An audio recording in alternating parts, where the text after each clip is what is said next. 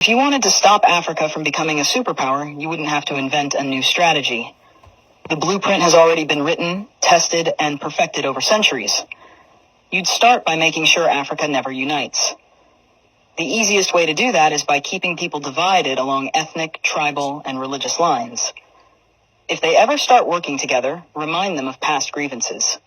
Stoke old wounds. Fund separatist movements. Keep border disputes unresolved. Make sure every time they take one step forward, they take 2 steps back because they're too busy fighting each other.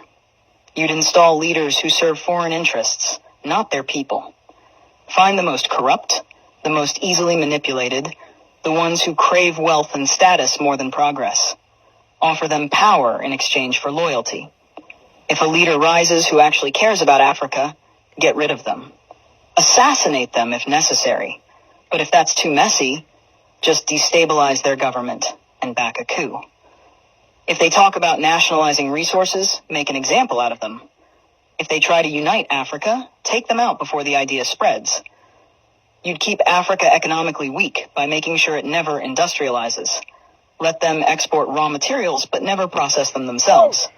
Control the mines, the oil fields, the rare earth minerals.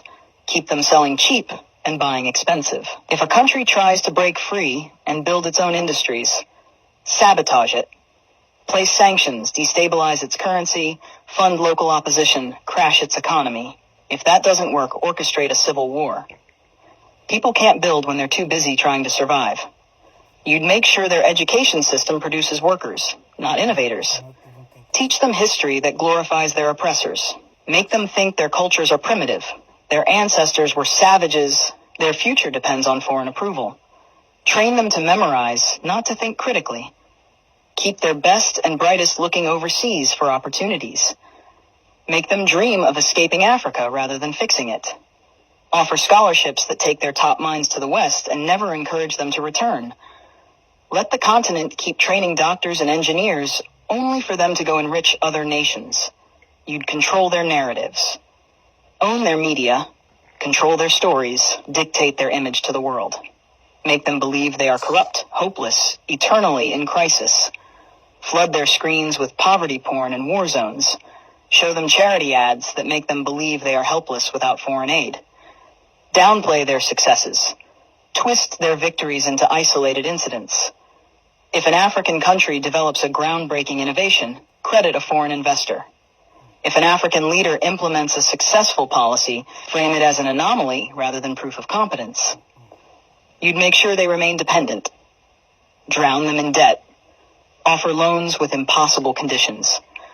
Force them to privatize everything so foreign corporations own their water, their electricity, their land. When they struggle, give them just enough aid to keep them alive, but never enough to make them self-sufficient. Use charities to create a culture of reliance rather than resilience. Make them think foreign intervention is necessary, that they can't solve their own problems, that they always need help from the outside. You'd suppress their military strength. Keep their armies weak, their defense industries non-existent. Sell them weapons to fight each other, but never let them develop high-tech military technology. If a country tries to build a strong defense system, accuse them of being a threat to stability. Make sure they always need foreign peacekeepers, foreign military bases, foreign advisors controlling their security. Keep them vulnerable to invasion, coups, and foreign interference.